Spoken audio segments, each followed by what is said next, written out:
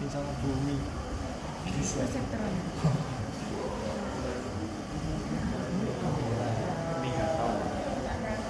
Reseptor sudah kok.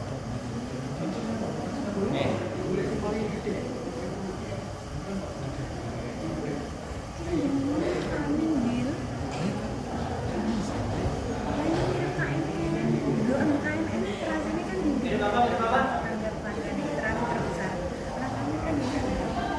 Algoritma apa kemarin ditanya kan yang dikerjakan algoritma apa? Kamis ya? Iya. Mirip algoritma apa? K.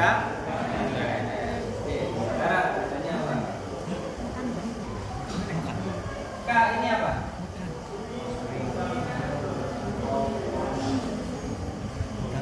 K ini apa? Kalau di KN yang kemarin apa?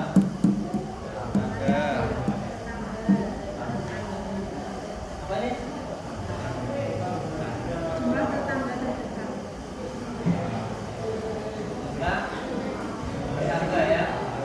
Jumlah tetangga terdekat. Jadi kalau di KNN kita mengeset K-nya 7, berarti kita mencari 7 tetangga terdekat yang akan kita gunakan untuk klasifikasi.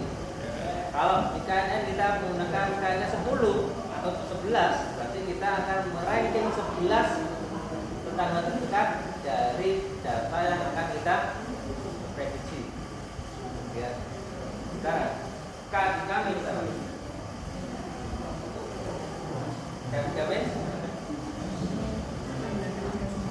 Ini tetangga terjauh ya. apa? Apa? Aku bilang tetangga terjauh ya. Cuman kita bil. Bil kan yang terakhir. Sudah buat presentasinya, sudah buat perhitungan hasilnya. K di kami berapa? Oh, titik awal. Ya. Titik awal. Tidak tengah ya. Titik awal. Nah, Apa? dia Apa? Apa salah apa ya? Steroid. styrofoam. Titik awal sentroid kan? Hah? Titik awal sentroid. Titik awal Sentroid. Android. Ada yang lain? Titik awal meteorit. K di sini ada yang menyebutkan K adalah titik awal Android. Ada yang lain? Ada yang lain?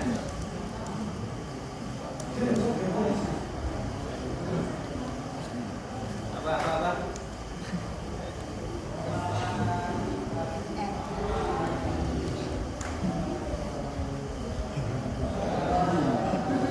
Ada yang tahu? Jumlah cluster. Jumlah tetangga KN nya Ngerti. tetanggane sapa meh gitu. Namanya Pak RT. Kami sama KN mirip. jumlah klaster. Jumlah Jumlah klaster. Klaster itu Klaster itu apa? kelompokan Jumlah kemiripan atau kesamaannya apa?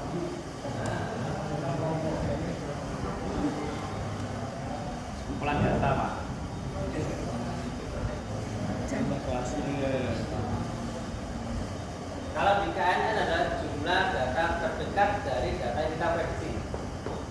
Kalau di Kamis adalah K-nya adalah jumlah klaster atau apa? Kelompok atau jumlah kelasnya. Jumlah kelasnya. Jadi yang membuat mirip KNN dengan Kamis apa? Sama-sama jumlah. Sama-sama ada kami Pak. Iya, sama-sama ada. Yang buat mirip apa? Sama-sama mencari Apa kan? angka. Apa? Sama-sama clustering. Sama-sama K. Sama-sama klasifikasi. Sama-sama apa? Tadi kan teman-teman saya tanya ya. Ini Kamis ini mirip dengan apa? Miripnya di mana? Memiliki kedekatan. Mencari Memiliki kedekatan. kedekatan hati atau kedekatan apa? Kedekatan K. Sama sama-sama mencari jarak, bener? Ya. IKN Ya, itu Pak, jarak maksud saya. terdekat, bener ya? Iya. Bukan jarak. Ya. IKNN itu mencari jarak terdekatnya. Apa? Kamis juga mencari jarak terdekatnya. Cuman kalau di KNN itu mencari jarak, tapi datanya sudah ada labelnya. Karena ada labelnya bisa dibuat untuk klasifikasi. Nah, di Kamis datanya tidak ada labelnya karena ini adalah algoritma unsupervised learning. Dari data tadi dicari jarak terdekatnya dengan apa? Dengan kalau di KNN itu mencari jarak data terdekat dengan data yang akan kita prediksi. KNN. Kalau di Kamis mencari jarak terdekat dengan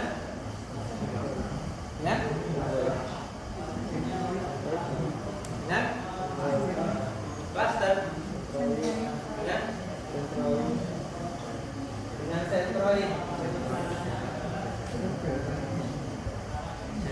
Center dekat titik tengahnya, sentroidnya, bukan dengan klasternya. Ya, jarak sentroidnya, jarak sentroidnya.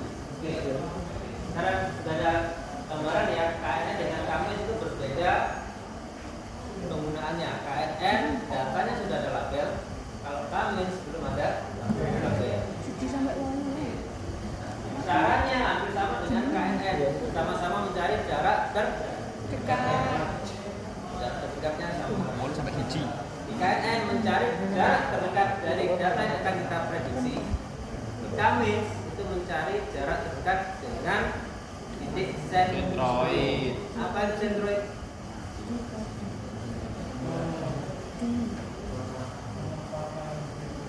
Titik tengah dari suatu rata-rata kelasnya. Means apa means? Rata-rata. Jadi sentroid adalah mencari titik tengah dari kelompok data tersebut. Ya. Kita masuk ke ilustrasi ya. Oke. Ada data, sebuah data seperti itu, kemudian ingat di Kamis ini dan supervise itu datanya tidak ada labelnya, tidak ada labelnya. Jadi untuk apa sih Kamis data tidak ada labelnya? Berarti tujuan kita adalah mencari label atau mengelompokkan, bukan untuk klasifikasi, bukan untuk prediksi, hanya untuk mengelompokkan. Contoh, ini ada berapa manusia di sini? 40. 40. Yang lain? Kambing. Yang lain via bluetooth gitu ya. Wireless. Bluetooth, Pak. Kan wireless ke bluetooth ya kan. Betul. Ya. Oke, dari 40 itu saya ingin membagi misalkan 3 kelompok berdasarkan IPK. Ya kan? Saya nggak tahu nih siapa-siapa nanti masuk kelompok A, kelompok B, kelompok C, gitu kan berdasarkan IPK. Ya sudah, saya bagi 3, kemudian nanti akan tahu kelompok A itu siapa aja, kelompok B siapa aja, kelompok C siapa aja, atau kelompok IPK atas siapa aja, IPK tengah siapa aja, IPK bawah siapa aja. Paham ya? Jadi untuk mengelompokkan. Setelah dikelompokkan buat apa? Contoh, saya bisa menganalisa dari 3 kelompok ini. Saya bisa menganalisa, oh ternyata kelas B itu yang IPK-nya tingkat atas itu hanya sekian persen. Dari sekian persen itu mana banyak laki-laki dan perempuan, kita analisa lagi. Buat apa itu datanya? Buat untuk kebijakan selanjutnya. Contoh lagi. Contoh. Teman punya data pelanggan. Ya, misalkan sama punya data pelanggan. Teman akan mengkelompokkan data pelanggan itu. Data pelanggan yang sering belanja dan tidak sering belanja misalnya, atau sering belanja, sedang dan jarang belanja. Ketika sama sudah mengelompokkan data itu pelanggan, sama akan tahu siapa-siapa pelanggan teman-teman yang sering belanja. Contoh, ketika teman-teman sudah dapat, oh ternyata ini si A, si B dan seterusnya yang sering belanja, berarti Ini nanti kalau saya ketika ini belanja, saya kasih promo aja. Langsung belanja. Paham ya? Itu kebijakan untuk hasil clustering pengelompokan. Kebijakan lain, tindakan lain adalah setelah kita buat kelompok, baru kita untuk klasifikasi. Paham ya? Baru untuk kita gunakan untuk klasifikasi. Karena apa? Datanya yang tadi belum ada label, sekarang ada labelnya. Jadi ada dua tujuan. Pertama untuk uri pengelompokan nanti untuk kebijakannya seperti apa. Yang kedua setelah dikelompokkan ada labelnya digunakan untuk klasifikasi atau prediksi. Tapi harus dikasih label dulu. Ya, dikasih label. Oke. Sekarang contoh data ini ya. Misalkan kita tentukan K-nya adalah 3. Dalam artian kita menentukan akan menggunakan membagi 3 kelas. Apakah harus 3? Enggak. Sesuai dengan kebutuhan. Misalkan saya bagi kelas ini menjadi 5 kelas, 5 kelompok, ya enggak apa-apa. Ya, terserah. Kita menentukan contohnya 3 kelas. Kemudian kita harus menetapkan centroid awal secara random dari data itu. Kemarin di Excel kan random teman ya. Kenapa kemarin tidak saya tentukan harus centroidnya ini, harus centroidnya ini, harus centroidnya ini. Silakan ambil secara random. Dan dengan random itulah ketika sama teman-teman random ada iterasinya 7, ada yang berapa? 4, ada yang 2 dan seterusnya. Berpengaruh ketika melakukan pengelompokan. Kemudian setelah kita menentukan centroid, kita mencari jarak terdekatnya. Nah, ini mirip dengan apa? Bisa pakai input distance, Minkowski dan seterusnya. Ya. Dengan menentukan jarak terdekat dengan sampel data, kemudian kita akan mengelompokkan mana sih data-data yang lebih dekat dengan centroidnya ini. Centroid berarti titik tengahnya, berarti nanti ini menjadi titik tengah sebuah kelompok data tadi. Ya. Awalnya kita menentukan apa? Random dari sampel datanya. Dari sampel datanya. Kemarin teman-teman kan ada 3 kelas ya. Itu kan cuplikan dari data iris itu. Ada 45 data betul ya? Ya. Ada 45 data sama dibagi menjadi 3, ambil sentralnya secara acak mana gitu kan. Kemudian centroid awal teman-teman menentukan. Setelah ditentukan, ini akan apa? Kita cari jarak terdekatnya dari centroid ini. Ya. Setelah kita cari jarak terdekatnya, kemudian teman-teman cari rata-ratanya. Rata-rata centroid, benar nggak? Kemarin rata-rata centroid. Ini rata. Jadi ketika sudah dapat ini, mana nih jarak yang terdekat? Jarak yang terdekat ini akan di rata-rata.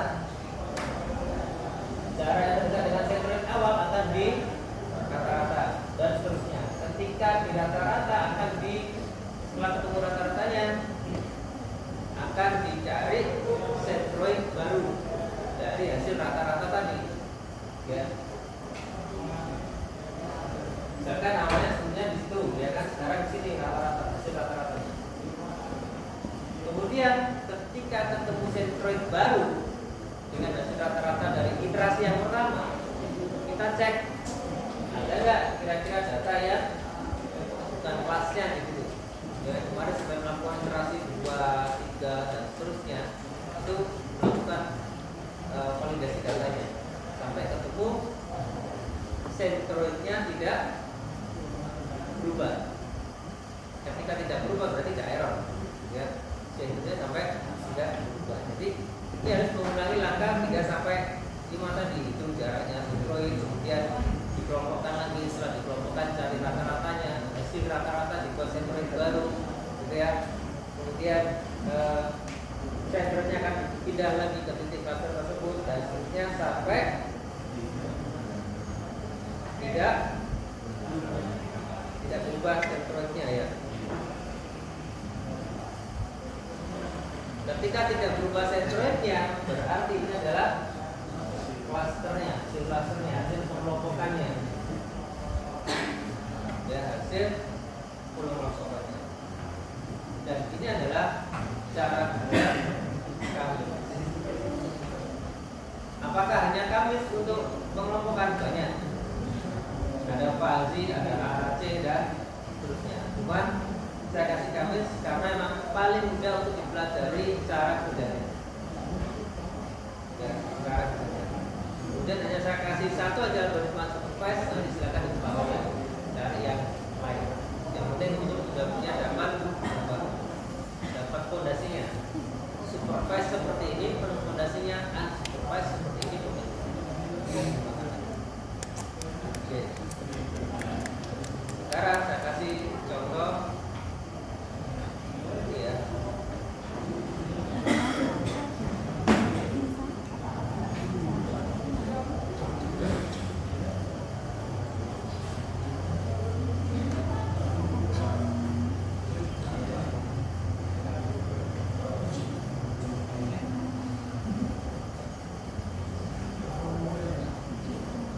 Baik, ini contoh ya. Ada sudah nyoba seperti ini? Alhamdulillah ya. Baik, ini contoh saya buat pengelompokan data mahasiswa ya, berdasarkan nilai.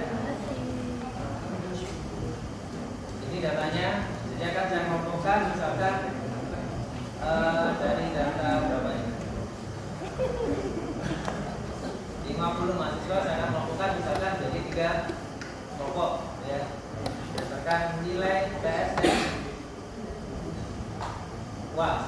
Oke, dari data ini saya akan membagi 3 kelompok.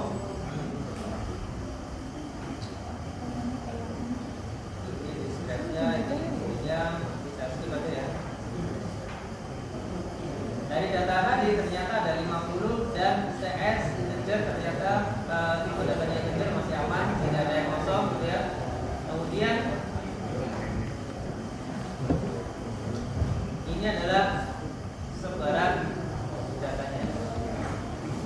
Jadi 50 data tadi sebarannya seperti ini. Di sini kita belum tahu apa mahasiswa mana yang masuk kelompok 1, 2 dan 3. Ya. Kemudian membuat data training. Silakan diperhatikan, nanti saya kasih pertanyaan. Ya. Silakan bertanya. Sekarang setelah saya membuat scatter datanya atau buat datanya, sumber datanya, ini adalah membuat data training. Ya. Ekstraknya. Kemudian saya melakukan fitur challenge.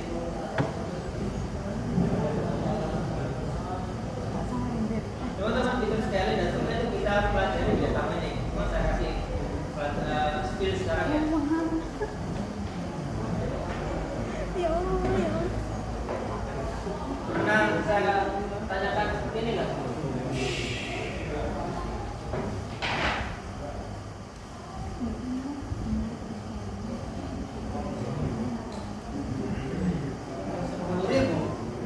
Sama 50 lebih besar yang mana? Lebih besar yang mana? 10.000 sama 50 lebih besar yang mana? 10.000.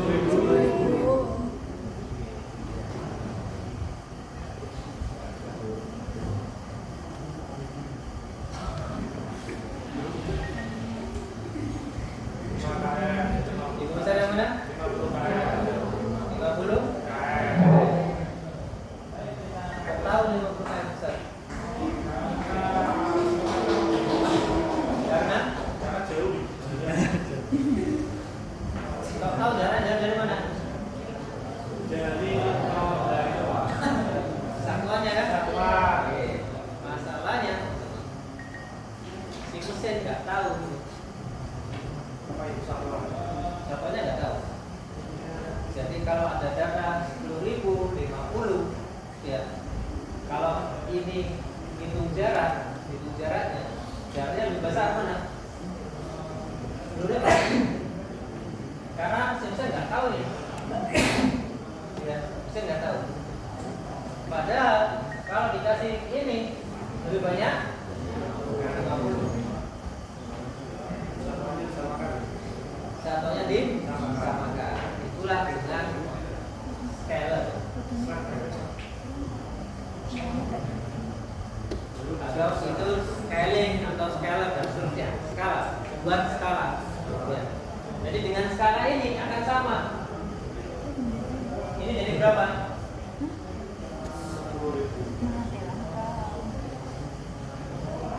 Berapa? 10. Yang jadi 50. betul kan? Iya. Nah, jika kita berskala, berarti kita bisa menentukan mana yang jauh, mana yang dekat. Jadi kita kasih tahu komputer dengan skala itu. Jadi ini kalau nggak di skala ya seperti ini nanti katanya. Nah, algoritma yang ada perhitungan jarak. Teman-teman perhatikan, algoritma yang ada perhitungan jaraknya itu hendaknya datanya di skala. Datanya di skala. Terus dilihat lagi nanti data di skala seperti apa. Antara skala dan beda itu nanti akan berbeda. Ya. Lihat skala. Ingat,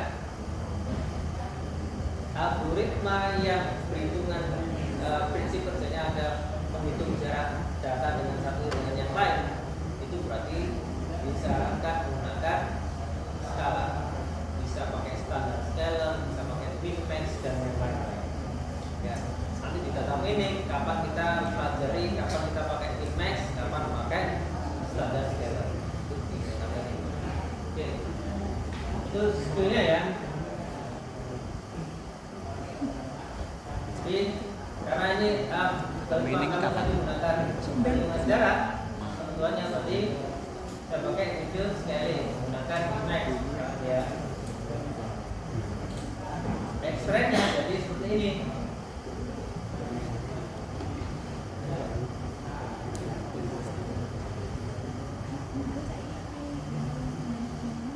Yang awal datanya seperti ini. 15, 46 jadi 0,3 sekian dan seterusnya. Skalanya disamakan.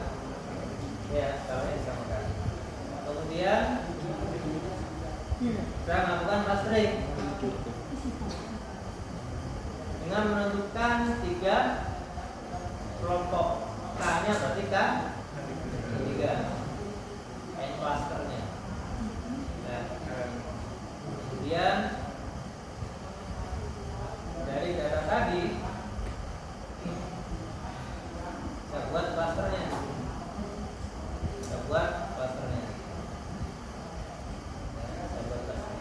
Ini adalah hasil clusternya.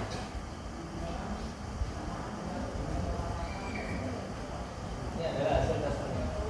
Karena tadi 3 kelompok, berarti clusternya ada 0, 1 dan 2. 0, 1 dan 2.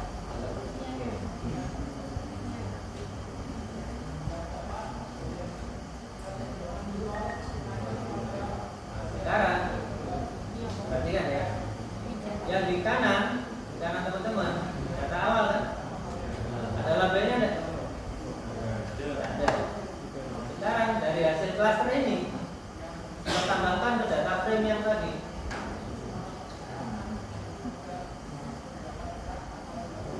Jadi ada clusternya. Ada kelasnya sebenarnya. Si A masuk kelas apa, si B masuk kelas apa dan sebagainya. Itu ya. Oke.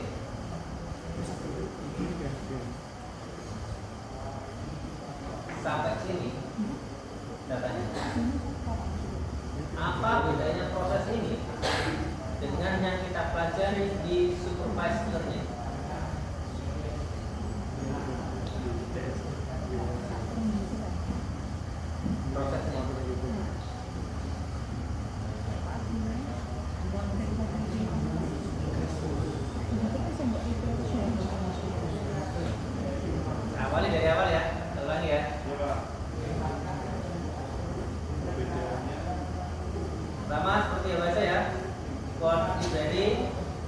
membaca apa?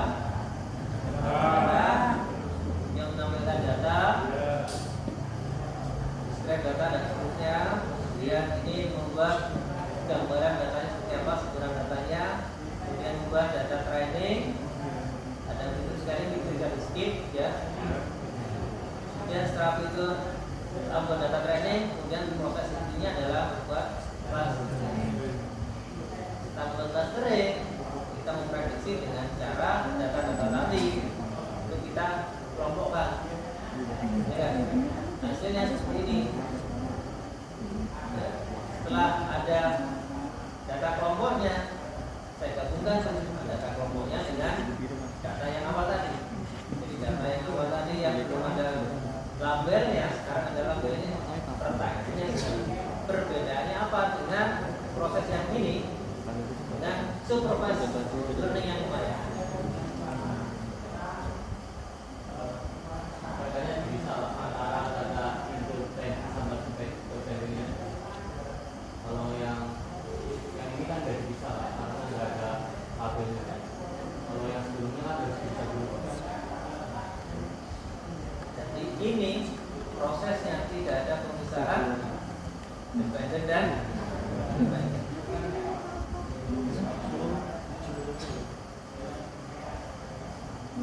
Ada extract, test, ada.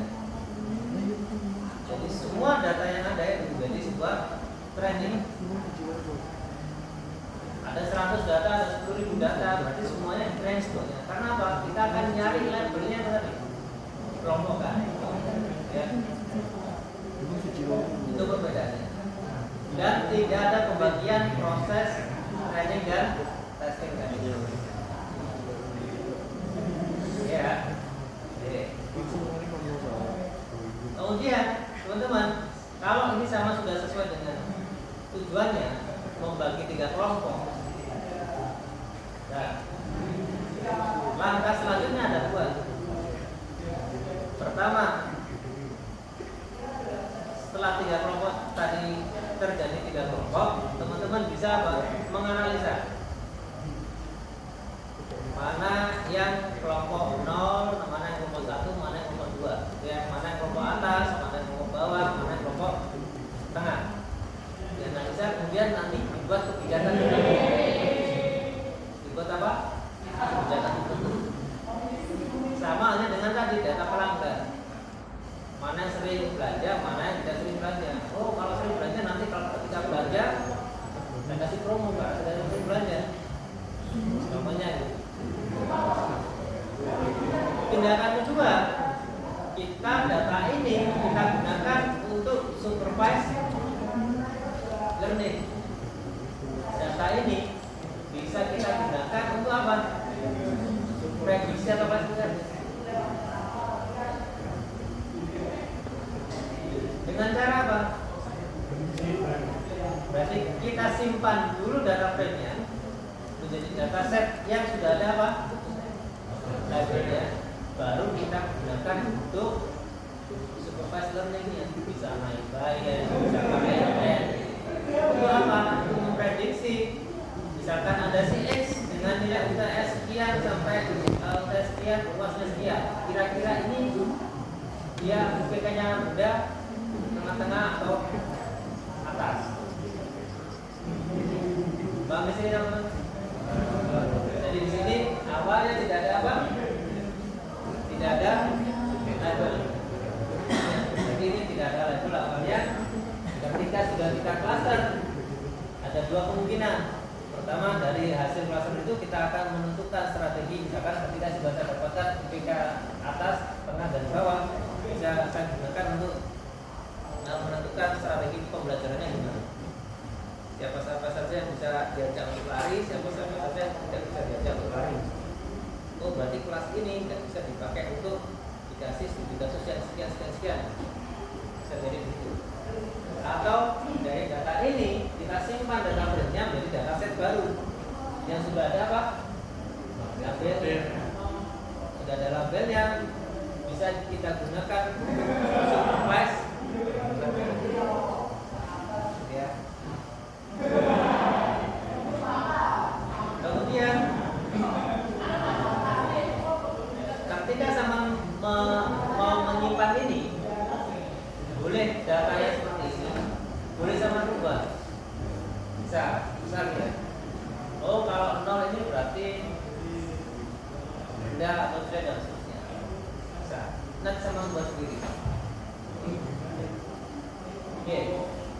Kemudian di KNN kemarin ada angka terbaiknya.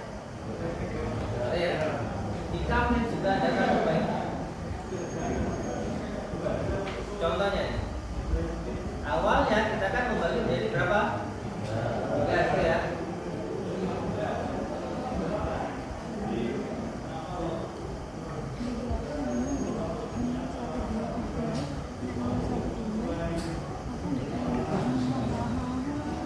Ada 3 di sini, ada senternya di sini kan? 1, 2, 3. Hasil sebaran tadi ternyata ada 3 kelompok. Jadi senternya di sini, senternya di sini berarti adalah kelas 0. Senternya 0 ini kan? Iya. Senternya kelas 0. Ini kelas 1. Kelas 2 ya. Jauh. Kemudian kelas 1-nya ini berdasarkan apa yang kita inginkan menjadi 3 kelompok. Ternyata di KAMIN itu bisa menghitung dari data yang kita punya itu idealnya dibagi menjadi berapa. Sama aja dengan KNN. K terbaiknya berapa? Di sini juga kita akan mencari K terbaiknya berapa. Ini mencari K terbaiknya. Dengan cara apa K terbaiknya?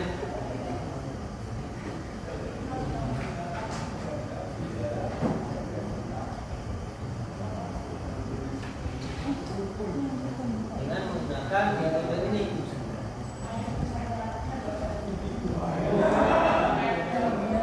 Namanya ilmu apa? Siku Kenapa dinamakan siku? Karena ini mirip siku kan? Kita mencari akan menganalisa titik yang paling tajam, lancip. wajib lah, pokoknya kena nyutut gitu ya. Di scalar itu pakai inersia ini. Algoritmanya dinamakan within subsquare atau subsquare within dan seterusnya, sama aja. Ya. Oke. Dari itu kita cari di sini.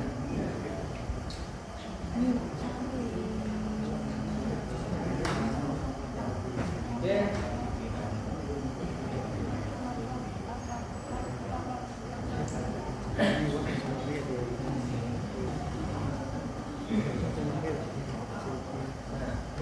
Kira-kira dari sini K terbaiknya berapa?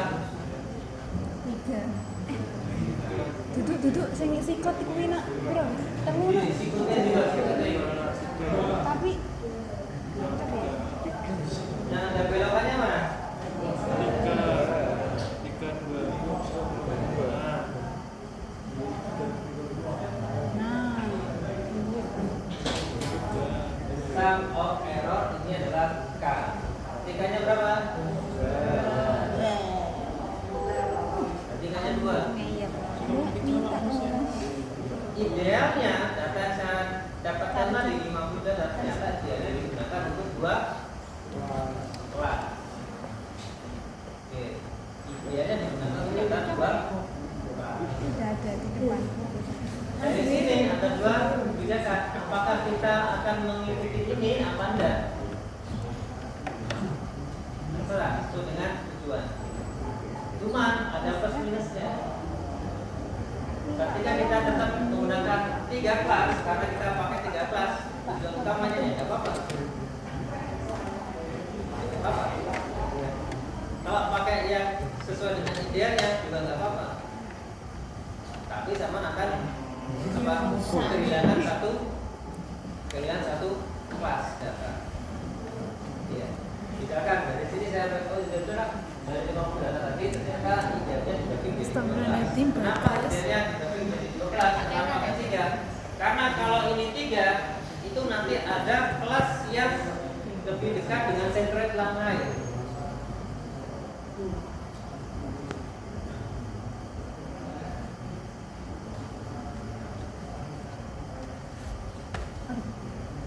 Ada kelas yang akan lebih dekat dengan centroid yang lain, tapi dia tidak masuk di situ.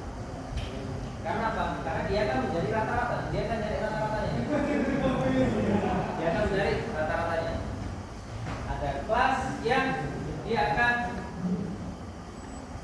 masuk ke sini. Bisa jadi dia masuk ke sini. Ada lagi ini.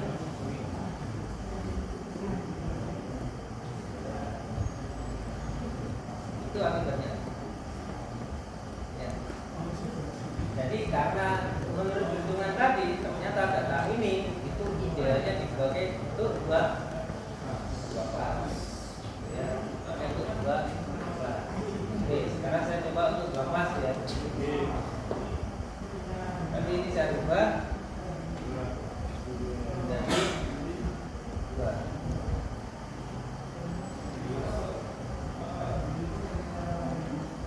Hasilnya dua. Ini hasilnya yang namanya 0, 2 dan 1 ya kan? 0, 1, 2 sekarang jadi 0, 1 berarti 0, 1 kemudian yang awalnya tadi 0, 2, 0, 1 sekarang juga hanya jadi 0, 1 ya. Ini dari clusternya jadi dua set point sekarang kemudian itu seperti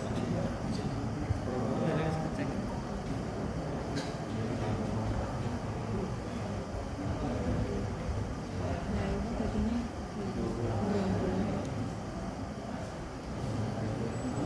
ini dia yang visualisasi. terusnya jadi berapa? 2 ya. Ini sama. Ini sih Ternyata idealnya seperti ini. Idealnya. Nah, nanti tergantung itu apakah kita mengikuti ini apa enggak.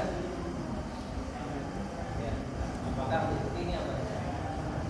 Cuman sebaiknya kalau ini nanti akan digunakan untuk klasifikasi ke data untuk supervised learning, sebaiknya menggunakan ini sesuai dengan ilmunya.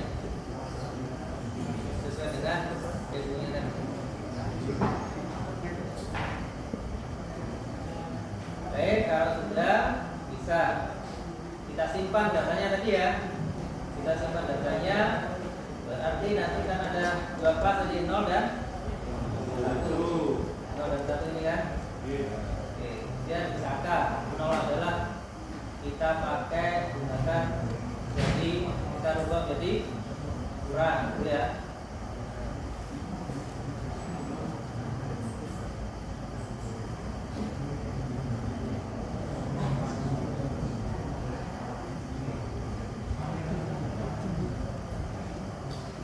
Nol jadi kurang, 1 jadi baik misalkan.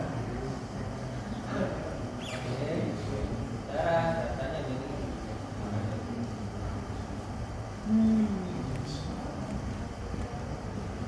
ini bisa disimpan untuk proses klasifikasi atau prediksi. Bagaimana nyimpannya? Boleh ngomong sekarang ya. Simpan jadi data bisa ke Excel, bisa ke CSV. Ya. Ada ditanyakan di sini?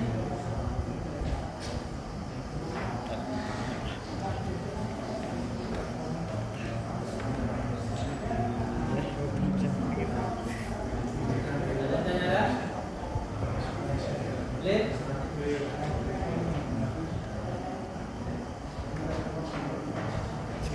Selesai apa lanjut?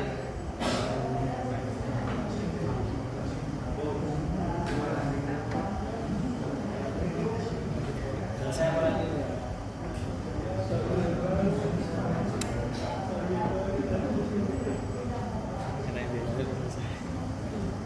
Pak, boleh lihat yang visualisasi data, Pak? Boleh yang lihat visualisasi data, Pak? Tahan dulu, jawab enggak? Kodenya, Pak? Kodenya.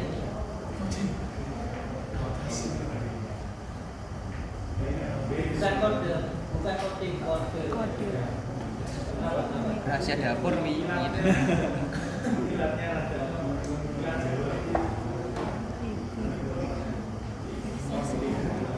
Ya udah di tutorial ada loh.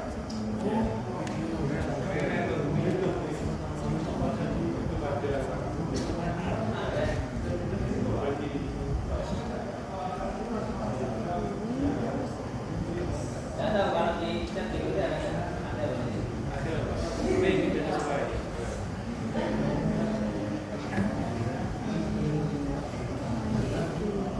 Saya tidak melarang pakai itu ya, silakan.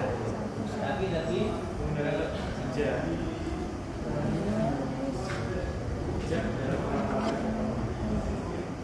gitu itu kan online ya. Ini juga online. Sama kalau pengen offline, dulu tadi. Iya. Karena gini, chat GPT begini, itu kalau tidak berbayar itu level SD kompetitornya. Pak, level SD, level SD. Bayar sesuai dengan sama bayar. Bayar bisa level S1, bisa S3, sampai profesor. Enggak, 1 2 enggak. Itu sama bayar berapa? 1 ya. Karena itu di limit. Kenapa di limit? Pertama, kalau ini ya kan? Buat kontennya dulu sulit. Yang kedua, ketika sama membuat pertanyaan di ChatGPT melakukan apa? Itu misalkan ini gitu ya. Ini kan pakai siapa? Punya siapa? Punya Google ya. Oke, punya Google. Kita pakai apa aja? Google kan punya resource sumber daya, punya servernya. Ketika sama ngetik di situ, servernya bekerja, mikir, sama aja dengan sama melakukan training di sini. Berarti prosesornya mikir butuh apa? Butuh listrik, butuh tenaga, butuh pendingin, sistemnya dan seterusnya, bayar. Bener perlu ya. Makanya dibayar. Namun kalau pengen lebih, ya bayar. Ya. Dan juga pertama membayar SDM-nya dan juga SDA-nya. Ya. Sumber daya komputernya. Oke. Kalau pengen tidak bayar, gratis 100% dan bisa levelnya profesor. Dulu tau. Kamu pernah belajarnya Pak? Ini kan berarti tidak ChatGPT, Google dan seterusnya itu model. Bintang. Oh, habis bintang kalau Sama kan sudah punya model kan? Kemarin bikin itu. Nah, ChatGPT dan seterusnya itu ada modelnya. Nah, yang bisa sharing model yang sekarang ini yang saya tahu ya, yang paling besar sharing model secara gratis itu adalah Meta. Meta itu siapa? Facebook itu kan? ChatGPT begini itu adalah LLM, Language Model. Ya. Sama cari LLM-nya Meta banyak. Dari zaman level SD menengah sampai yang paling tinggi. Sama dulu gratis, eksekusinya juga sesuai dengan kemampuan level berapa. Cuman yang membedakan adalah kalau levelnya sekian berapa juga modelnya, file model. Kalau sama bukannya model keempat berapa? Paling sekian byte gitu kan, nggak ada 1 MB kan? Nah ini modelnya paling rendah itu kalau salah 3 atau 4 gitu. Oke. Semakin tinggi banyak semakin besar. Semakin besar, semakin banyak variabelnya, semakin pinter. Semakin pinter ketika sama ketikkan di situ promptnya, berarti komputer sama akan bekerja lebih keras. Enak sama bisa level profesor dengan gratis. Cuma menyesuaikan sama Spesifikasi device. ya. Kalau seperti ini oke. Kenapa ada GPU-nya? Nanti yang mikir GPU.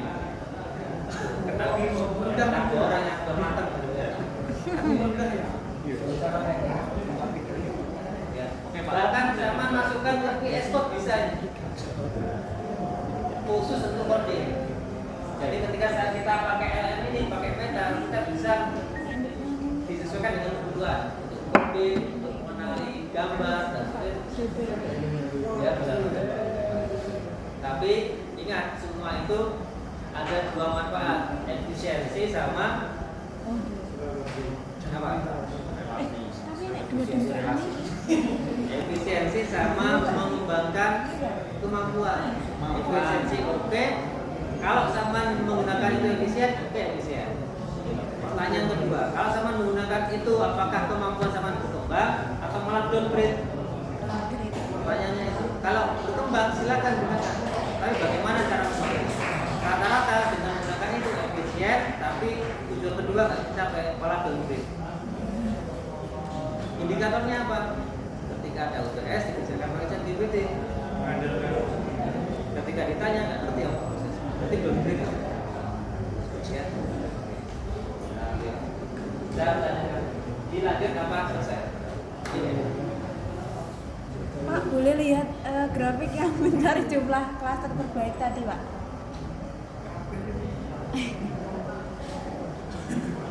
Nah, ini namanya ini.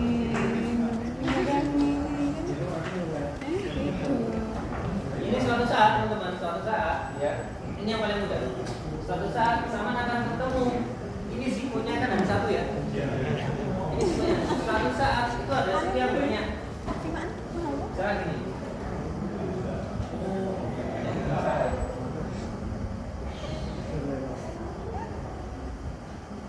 Ada 3 ziko di sini. Saya seperti ini. Nanti suatu saat ketemu juga. Kalau sama bingung pakai grafik, cari kode langsung buka-bukanya. Kayak di KNN kemarin. Sama kan ada beberapa teman yang pakai, kayaknya lihat di variabelnya, kayaknya yang paling besar yang mana. Ada yang juga shortcut itu berarti langsung dihitung semuanya. Yang ditampilkan adalah kayak terbaik. Cuma bisa seperti ini bisa pakai kayak terbaik langsung keluar. Karena suatu saat akan ketemu yang seperti ini. Saya pernah seperti ini, bingung ini kasih terbaik yang mana ya. Akhirnya saya buat pakai yang muncul langsung kayak terbaiknya. Karena kalau visualisasi ini ya bingung kita. Kayak ini kan gampang satu ya kan. Satu situnya. Kalau lebih banyak dua.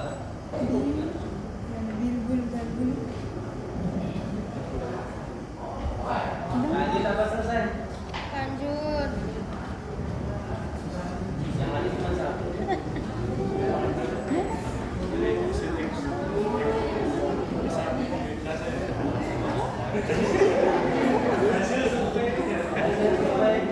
Eksatakan 01 benar.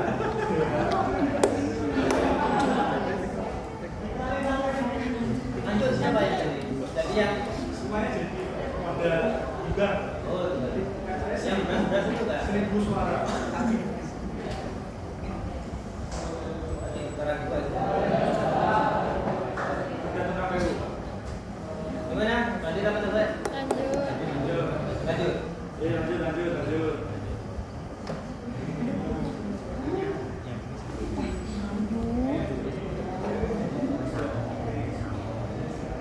Wis rusak wis nesu mutung betu terang. Gak urut langsung.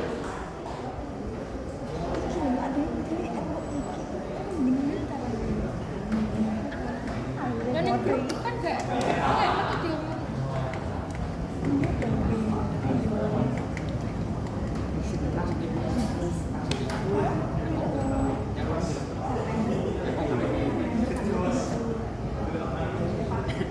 Lanjut ini ya sudah. Lanjut apa enggak? Apa enggak tutup ini?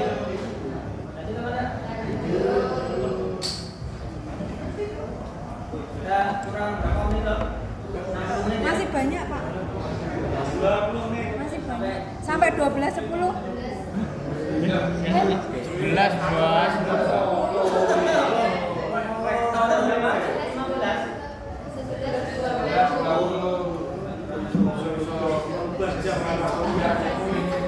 Sampai jam 12 deh. Sama sendiri ya.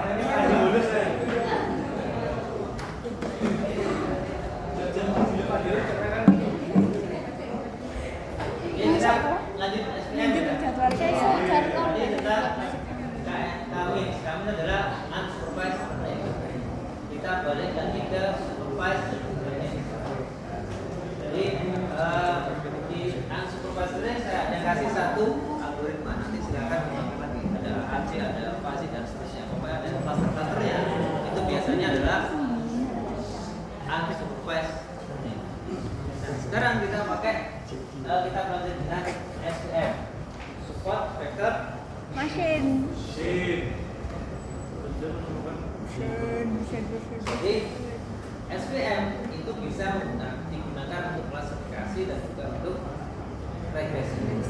Dan SVM bisa digunakan untuk klasifikasi dan regresi. Nanti ketika di dalam diberikan sama juga menentukan inputnya SVM itu ada SVC sama SVN. Ya, support vector classification atau yang regresi. Cateringmu jenenge apa, Pak? Teman-teman, tujuan ini dia akan menemukan apa ini? Garis pemisah. Garis pemisah apa? Garis pemisah antar kelasnya. Yang mana ini adalah ini. Interpret ini itulah 1 sampai kita analogikan ada tetangga gitu ya.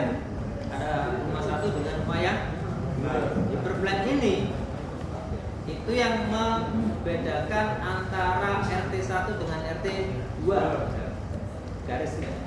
Patok gitu ya. Nah, itu ya analoginya.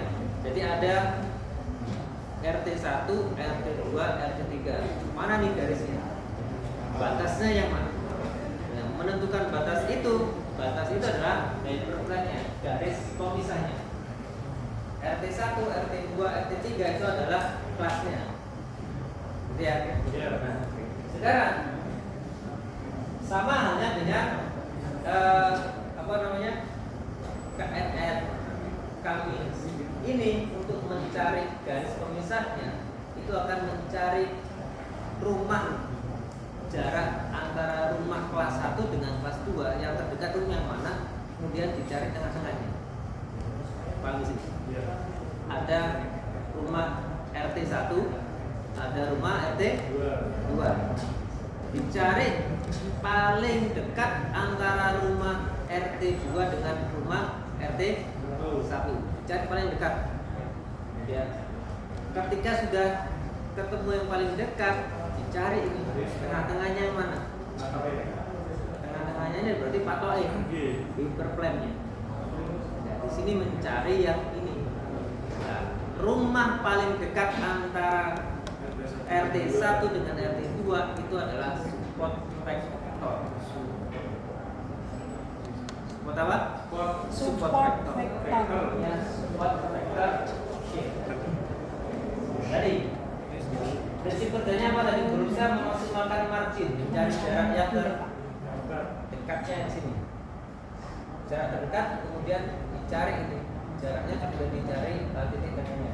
Nah, marginnya bukan cari jarak terdekatnya yang mana, cari yang paling optimal dari seluruh data. Nah, ya, paham ada analogi tadi ya? Oke. RT RW tadi ya? Ini nanti pemecahan ini data linear dan non linear. Data linear seperti apa? Seperti ini. Data linear begini.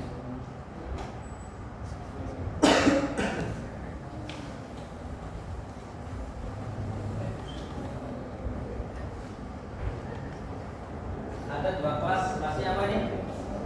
Bisa baca nggak? Bisa ya? Bisa buruk kan ya? Martin sama Kapten. Ada pernah pakai Martin? Pernah. Ada yang belum? Belum? Ya, sama aja. Oh, ini Kapten kan ya? Gampangannya Jawa nih ya, Jawa nih ya, kue kukus. Nah, coba sama saja sekarang, Kapten sama Muffin, dia sama-sama pakai kue kukus. Dan Kue bungkus. Sama kayak dorayaki Jawa, ngerti dorayaki Jawa? Ya. Apa? Kue. Apem. Ya, tidak. Iya. Dorayaki Jawa. Mana yang di kono? Oke, ada dua kali ini ya. Nah, kalau seperti ini teman-teman, ini yang sini adalah mafin, adalah ini kafir. Karena kita akan dari sini ada kita sudah jelas. Oh, kira-kira garisnya ada, tulisannya ada ini. Kira-kira. Soalnya dari data yang terdekat. Dan sekarang ini kan Ya, terang merah dan biru. Kita ambil nilai tengahnya. kita ambil nilai tengahnya. Ini berarti nilainya. Dalam artian apa? Ketika di sini datanya sudah tergambar gini ya, sudah tergambar kelas yang kafir itu ada di sana. Kelas yang mafil ada di sini. Berarti ini juga ada. Kemudian pemisahnya dengan cara memisahkan dengan cara garis lurus selesai. Itu berarti ini ya. Oh iya. Dengan hanya garis lurus selesai. Berbeda jika ada data yang seperti ini.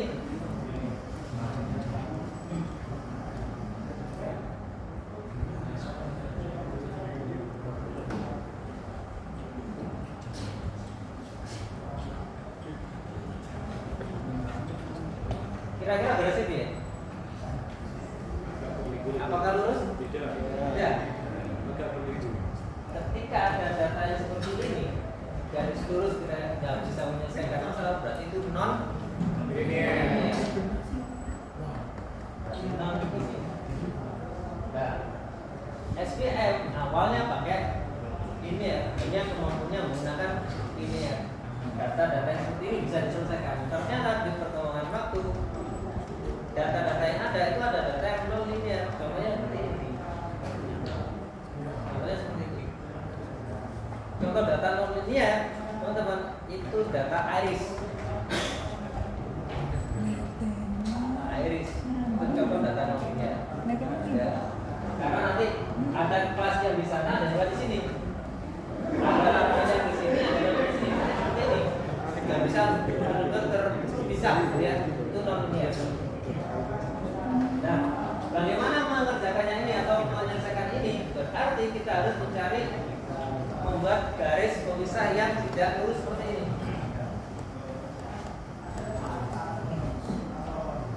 Kira-kira pilih garis ini. Kita selipu-lipu. Liuk-liuk gitu kan? Di tengah. Nah. Kira-kira begitu. Kira-kira. Ya.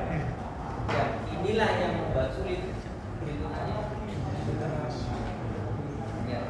Dan inilah yang dinamakan ada nanti kernel yang bisa membelokkan ini. Ya. Kernelnya apa?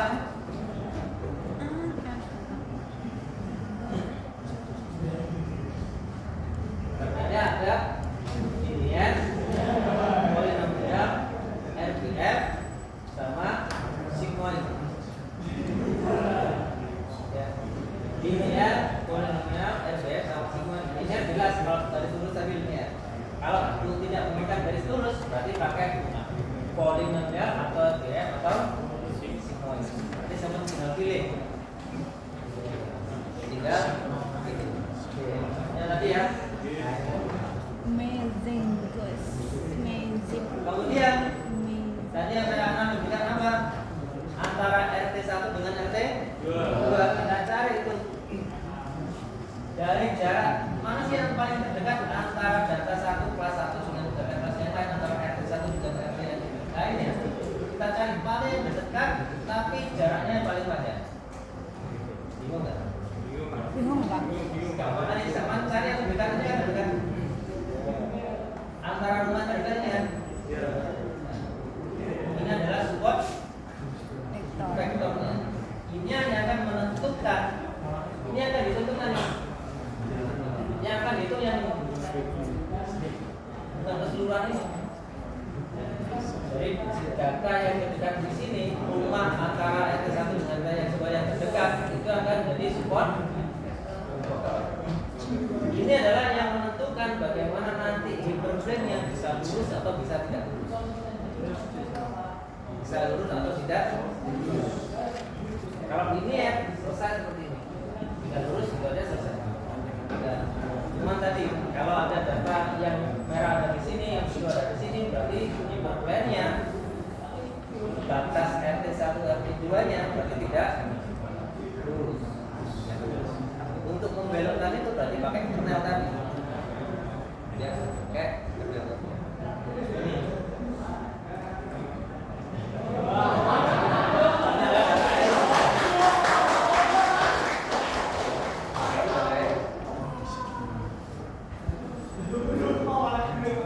Hasil dari kernel linear seperti ini, ada yang seperti itu, polinomial dan seperti itu. Ini persamaan. Garisan urus persamaan. Ya, sama tinggal pakai timbangannya. Kalau pengen nyari tutorialnya silakan. Silakan nyari sini. Nah. Oke. Sekarang bagaimana cara tadi yang ini ketika ada data tadi apa yang non linear, cara kerjanya gimana SPM? Ini cara atau contoh tampilan data non linear, bukan garis lurus. Apanya? Faktornya tadi. Ya, bukan garis lurus. Kira-kira ini gimana garisnya? Bulat. Lingkaran juga bukan lingkaran, ya kan? Karena apa? Dia akan menghitung jarak yang di tengah-tengah di sini kan. Kira-kira seperti ini kan? Hyperline-nya seperti ini. Dan menentukan hyperline seperti ini gimana? Pakai kernel tadi. Cara kerja kernelnya gimana? Dia ini akan dirubah dimensinya dari dimensi rendah ke dimensi tinggi, dari dimensi rendah 2 dimensi ke dimensi tinggi 3 dimensi. Bagaimana hasilnya? Ini.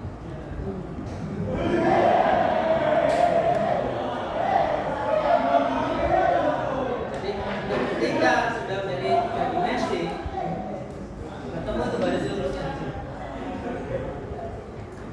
Jadi ternyata yang ini di tengah-tengah. Kalau kita lihat secara dimensi itu di tengah-tengah, ternyata bukan di tengah-tengah, dia bukan di tengah-tengah tapi ada di bawah. Kita sudah ada di bawahnya di sini, ternyata kita bisa cari hyperplane-nya. Ini kerjanya si kernel tadi. Dari dimensi ketiga. Contoh yang paling gampang lagi. Ini data linear apa bukan non linear? Non linear. Contoh data linear. Kalau ini saya tutup ini. Ini linear. Kenapa linear? Terlihat Pak garisnya. Oh, misalnya di sini ya? Terlihat iya. Misalnya tutup. Kalau mana ini berarti ini linear. Seret. Antara yang bertopi dan tidak Bertopi. Kalau ada data ini berarti nggak linear. Karena misalnya tidak hanya seperti ini, berarti ini.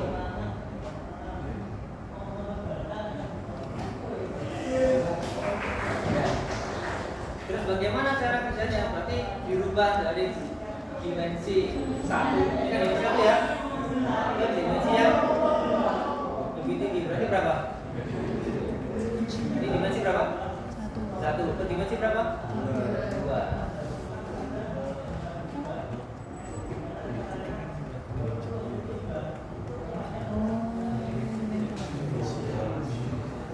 Pokoknya intinya SPM itu merubah dari dimensi rendah ke dimensi ke tinggi. Kalau datanya awalnya dimensi 2, berarti berubah ke dimensi 3. Kalau data awalnya dimensi 1, berubah menjadi ke 2. Ketika menjadi 2 dimensi, terakhir seperti ini. Ketemu hyperplane.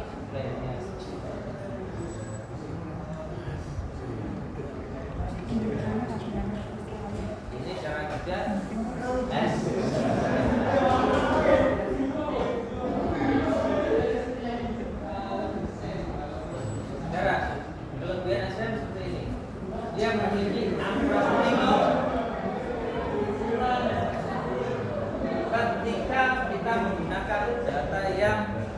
variabelnya banyak dan data yang non linear. Paling gampang kalau ngerti ini linear apa enggak, cek pakai semua kernel. Saya pakai semua kernel. Data ini kalau kernel linear akurasinya berapa? Kalau kernel RBR akurasinya berapa? Kalau kernel polinomial akurasinya berapa dan seterusnya. Paling gampang itu. Kalau kita nggak pengen menentukan pakai kernel apa. Kalau pengen menentukan kernel apa, ya kita visualisasi datanya dulu. Kalau masih ragu ya sorry, paling aman apa? Dicoba semua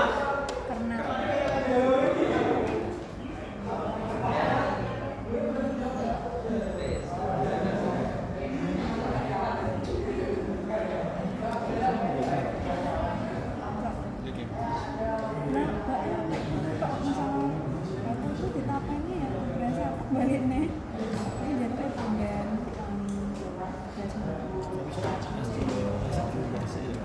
ya jelas lah, lah kok di susi apa ya? Kolu kue cara. Bukan petualang.